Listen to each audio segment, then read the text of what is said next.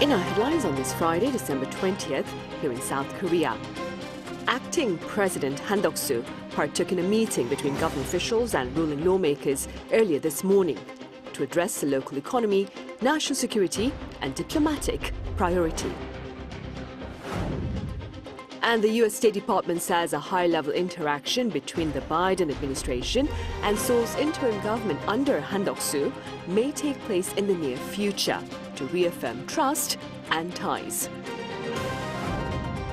Meanwhile, yet another summons has been served to President Seoul by authorities here, calling for his presence on Christmas Day for questioning on charges of insurrection. A high-level consultation between government officials and ruling lawmakers took place earlier on this Friday, with economy, security and diplomacy on the agenda. Our correspondent Oh Soo-young has details. The government and ruling People Power Party have pledged joint efforts to roll out aid for ailing businesses and prepare for the incoming Donald Trump administration and its possible engagement with North Korea. This came on Friday during a high-level consultation meeting between various cabinet ministers and ruling party officials. Held at the residence of Acting President and Prime Minister Han Duck-soo, the talks took place for the first time in 3 months, signifying the greater need for government party cooperation following President Yoon's suspension from duties.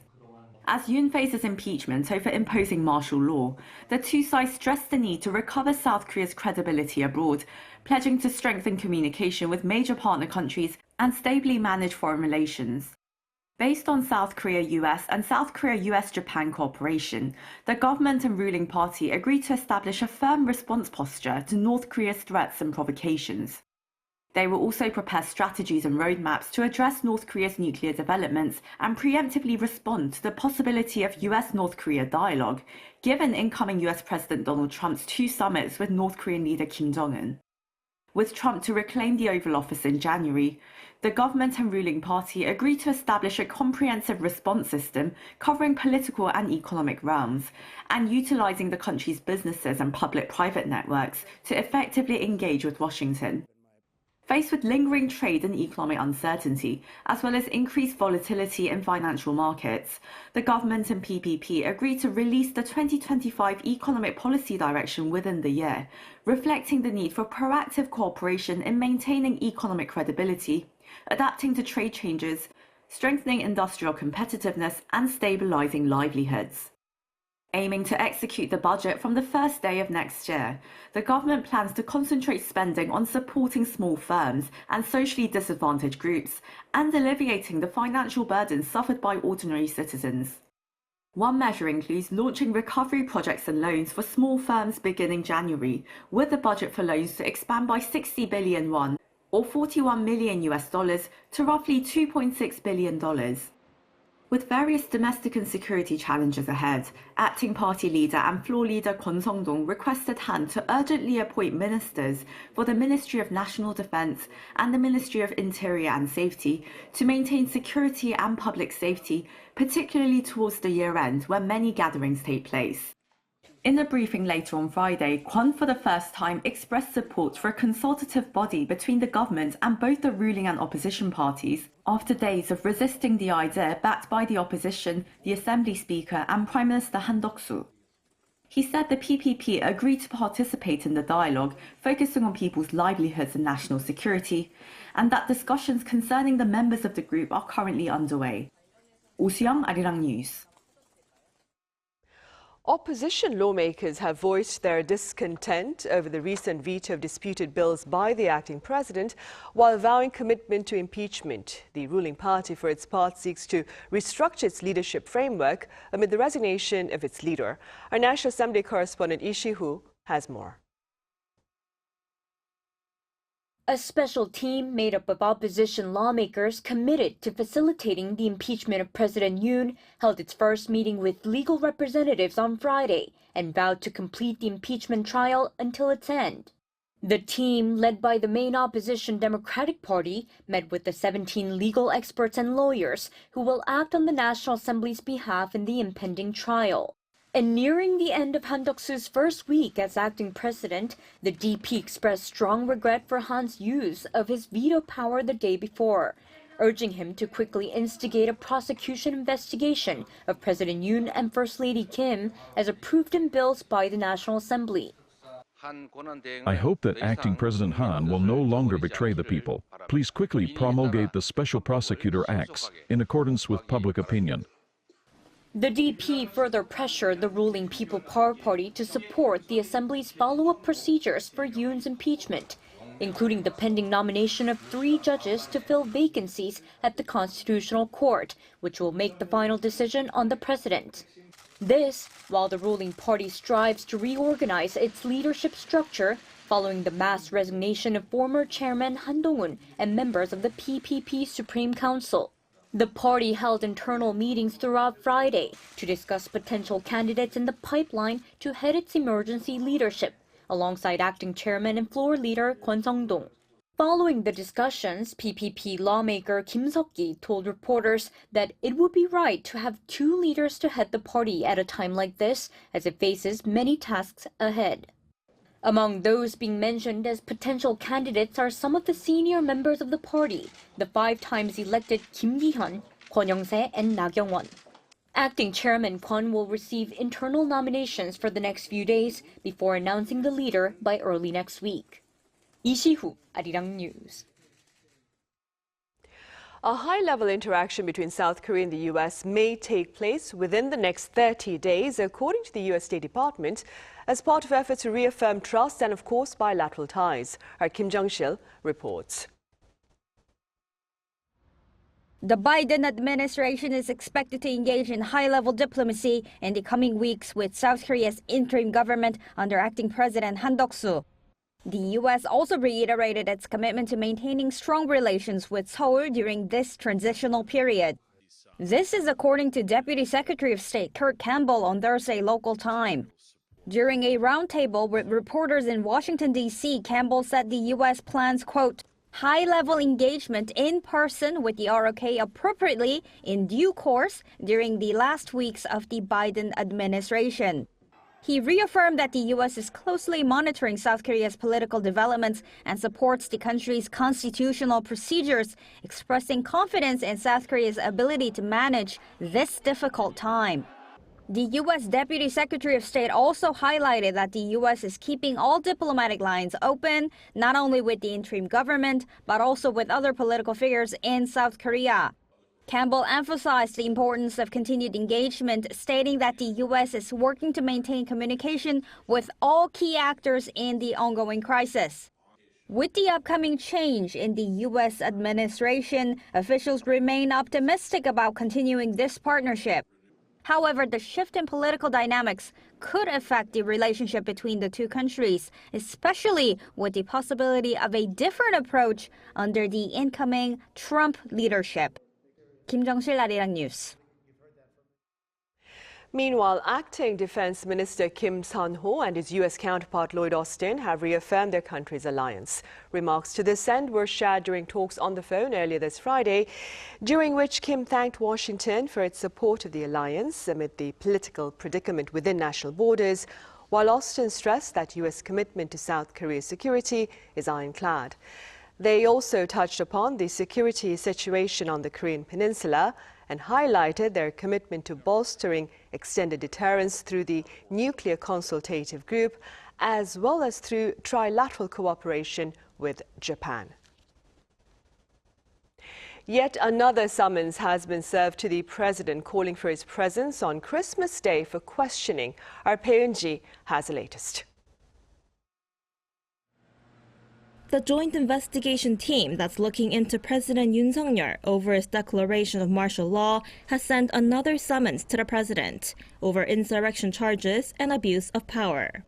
The team, which is a collaboration between the police, the Defense Ministry, and the Corruption Investigation Office for high-ranking officials, has ordered him to appear for questioning at the CIO's office at 10 a.m. on December 25th.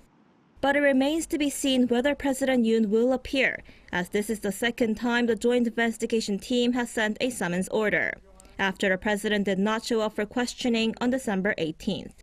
The CIO is reportedly considering requesting an arrest warrant for Yoon if the president does not comply with the summons for Christmas Day.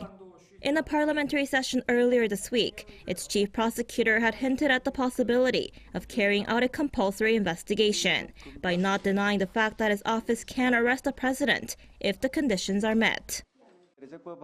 We are in a situation where a legitimate summons order is being refused. We've been closely monitoring this situation. Separately, the special police team investigating the brief imposition of martial law said it has conducted questioning on Acting President Han Duck-soo. Han is one of the 9 people the police said they've questioned over their attendance at a cabinet meeting that President Yoon held just before he declared martial law on December 3rd. This is the first time Han has been known to have been questioned by the police as a suspect in the probe. Meanwhile, the CIO has also requested an arrest warrant for the country's former military intelligence commander, Moon Sang-ho. Moon is suspected of discussing martial law operations with 3 other military officials 2 days before the martial law was declared. He's also suspected of sending troops to the National Election Commission's office on the night martial law was imposed. 배은지, Arirang News. In his annual press conference this year, Russian President Vladimir Putin spoke at length about his strengthening of Russia amid its advances in Ukraine, whose leader Volodymyr Zelensky also addressed members of the media on Thursday in Brussels to condemn Mr. Putin and his callous campaign.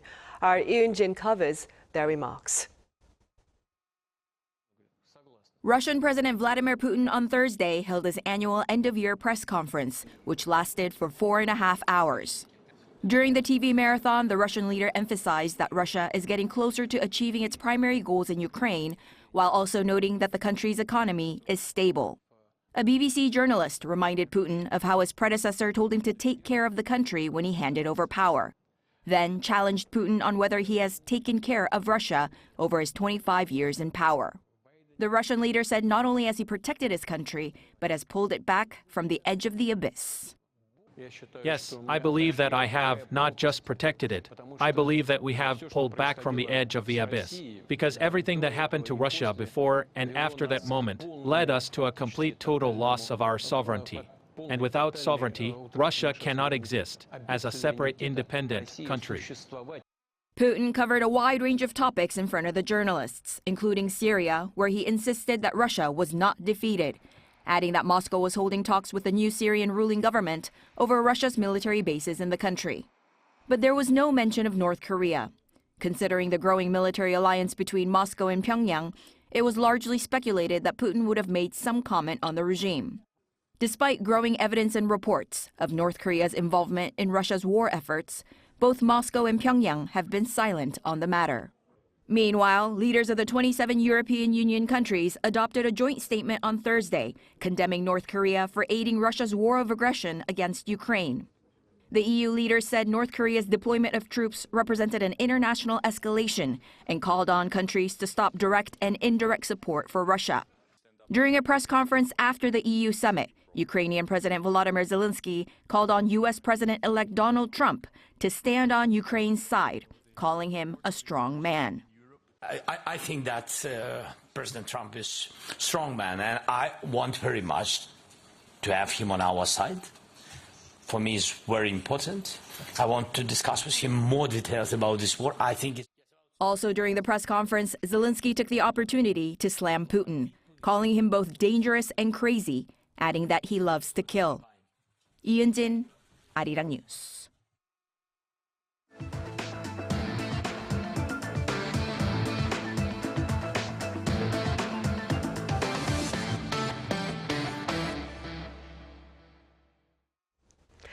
Up next, an annual event to applaud the achievements of gamers at local and international esports competitions this year. Our E&E covers the 2024 induction ceremony. Who is your esports star of the year? Find out at the 2024 Esports Hall of Fame induction ceremony, an event that recognizes and celebrates the achievements of players who have excelled on South Korean and international stages throughout the year. Key figures from the esports industry, alongside players who have demonstrated outstanding dedication, gathered at Seoul's Esports Hall of Fame on Thursday, the world's only venue dedicated to the history of esports, and in particular, its 20-year journey in South Korea. The ceremony awarded 15 heroes for their achievements in tournaments, while 6 star performers were selected from 18 nominees through an online vote. Nearly 28,000 fans took part in the vote, about 1.5 times more than last year, to choose their favorite esports player of the year. The 18 nominees include 10 players from the League of Legends, 5 from Valorant, 2 from Battlegrounds, and 1 from Tekken. Let's find out which players won the hearts of fans this year and will be featured here at the Hall of Fame for the coming year. The 6 finalists included 3 League of Legends players, Lee Sang-hyuk, known as Faker, and the greatest of all time, Yoo Min-seok, known as Carrier, and Moon Hyun-jun, known as Owner. League of Legends also dominated the awards, taking home Game of the Year, while Team of the Year was awarded to T1, a team that continues to make history. This year, T1 won the League of Legends World Championship for the 2nd consecutive year, breaking their own record for the most wins in history since 2011. Recognized as an esports powerhouse, South Korea is working to strengthen its role as a global leader in the esports industry. The International Esports Federation is a non-profit global esports organization founded in 2008 in South Korea with the leadership of South Korea and collaboration with 8 other countries. And currently there are over 140 member federations. As esports grow globally, we are collaborating with various organizations, sharing South Korea's successful examples and creating platforms like esports summits, allowing many countries to look to South Korea's model for guidance. Our goal is to keep South Korea at the forefront of esports growth and its global development. This year, players gave their all, and fans can't wait to see what they will accomplish in the coming year and which new talents will rise to the spotlight. As always, the future of esports is filled with promise and excitement. Lee Eun-hee, Arirang News. And K-culture is expanding its presence in Northern Europe, with Sweden set to play a critical role in catering to regional demand for K-music, K-movies and more. Our correspondent Song Yu-jin explains. The birthplace of ABBA, Spotify, and IKEA, Sweden has long been celebrated for its creativity and cultural innovation. This month, Stockholm became home to the Korea Creative Content Agency Sweden, the agency's first branch in Northern Europe. We've seen growing interest in K-pop among teens and young adults, with Swedish musicians contributing as songwriters and producers. Given Sweden's global reputation in gaming, with titles like Minecraft and Candy Crush Saga, we plan to focus on collaboration in music and gaming. Take Stockholm's K-pop non-stop dance academy, for example. Starting with just 2 classes and 20 students in 2015, it has grown to over 15 classes with a community of 200 students. Before, it was more of a niche thing like K-pop, so it wasn't very widely accepted. It's not only singing and dancing, but it's also like the performance. And I also liked how you get to learn to know the idols more as a person and not just as an artist. But it's only recent years that this interest has started to flourish. So after opening Northern Europe's first Korean cultural center last year, Sweden has now welcomed KOKA Sweden, the first Korea Creative Content Agency's branch in the region. Northern Europe historically had limited access to Korean culture due to its geographic distance and lack of dedicated cultural institutions. But with the rise of digital platforms, people here have begun to explore K-pop, Korean dramas, and more. The opening of the Korean Cultural Center Sweden last year was a turning point. Since its launch in May 2023, the center has hosted a range of events, from K-pop festivals to Korean food seminars, establishing itself as a hub for promoting Korean culture not just in Sweden, but across Northern Europe. Director Lee Kyung-jae says there's a reason why Korean culture is spreading so quickly in Sweden. Swedes are known for immersing themselves in their interests. For example, instead of simply enjoying kimchi at restaurants, many choose to learn how to make it themselves. Our center is serving as a space where they can share their passions and discover new aspects of Korean culture that are hard to access online. This passion was evident among the students taking Korean language classes at the center. You can tell this from the amount of Korean restaurants opening, the amount of Korean foods available in different Asian food stores. There is a bigger interest in Korean music. You can see Korean artists coming to play here. People are getting more and more interested, and also having this culture institute opening up here as well. I think it's interesting to know more about Korea, because we know a little bit about Korea, but maybe not about a lot of the culture. So it's good to have all the other things that we don't know about Korea, like literature and food. By bridging cultures, these two institutions are not only strengthening ties between Sweden and Korea, but also laying the foundation for deeper connections between Korea and Northern Europe. 송유진, Arirang News, Stockholm. The Korean animation Baby Shark has been nominated for 3 potential awards at the Children's and Family Emmys. Now they include Best Voice Performer, Best Original Song, and Best Sound Mixing and Sound Editing. According to the animations company Pinkfong, the nominations are the most ever for a Korean animation at the Emmys. Now the Children's and Family Emmy Awards ceremony takes place in LA next March, during which the event celebrates its 3rd anniversary.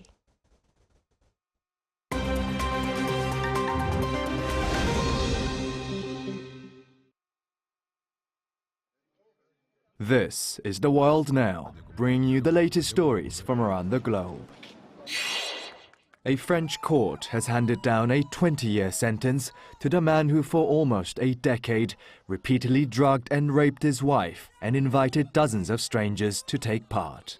Defendant Dominique Pelicot was found guilty of all charges on Thursday for the crimes against his wife Gisèle Pelicot.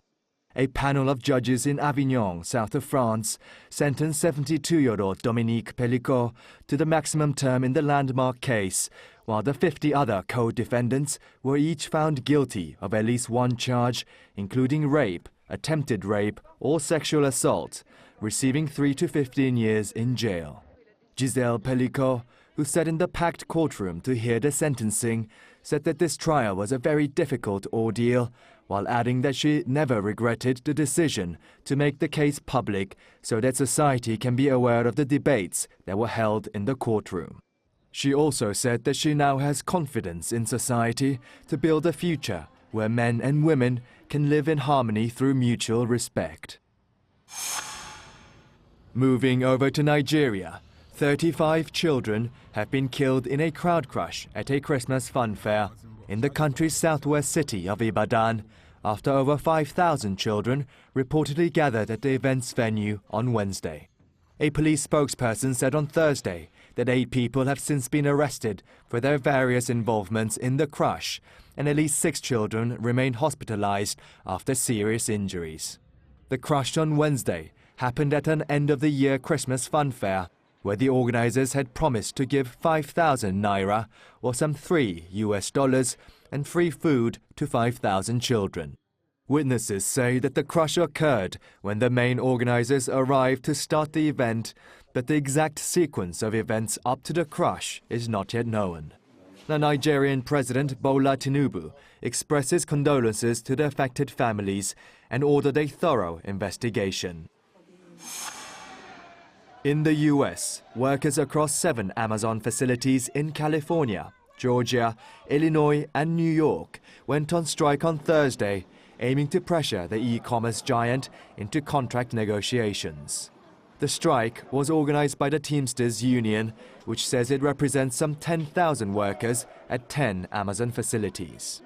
Amazon currently employs some 800,000 workers in its U.S. warehouses.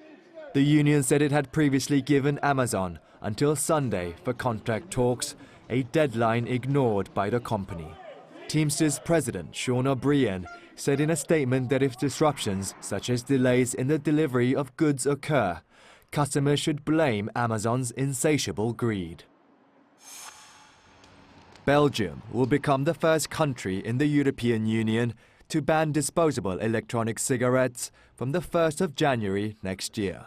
The move, which has been widely discussed in Europe, relates to the use of electronic cigarettes among children, as well as damage to the environment.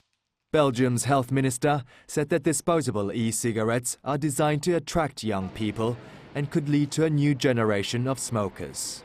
While countries like Germany and France are currently working on legislation to ban single-use vapes, the United Kingdom is set to ban their sale starting June 2025. Kim Xiang, Arirang News.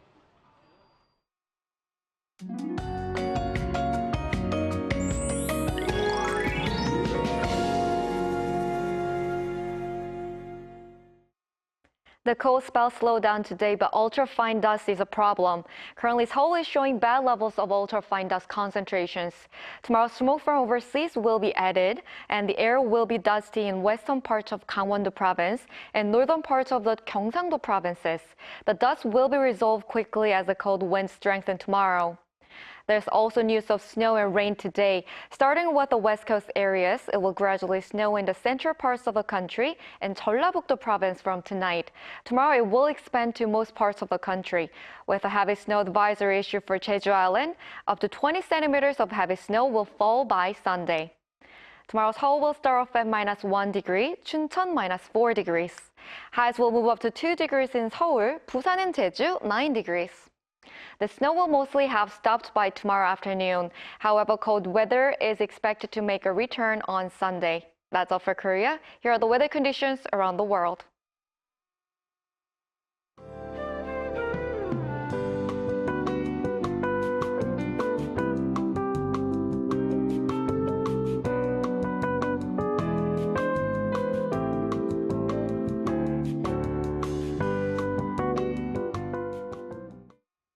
Those are the headlines at this hour here in South Korea. As always, thank you for watching.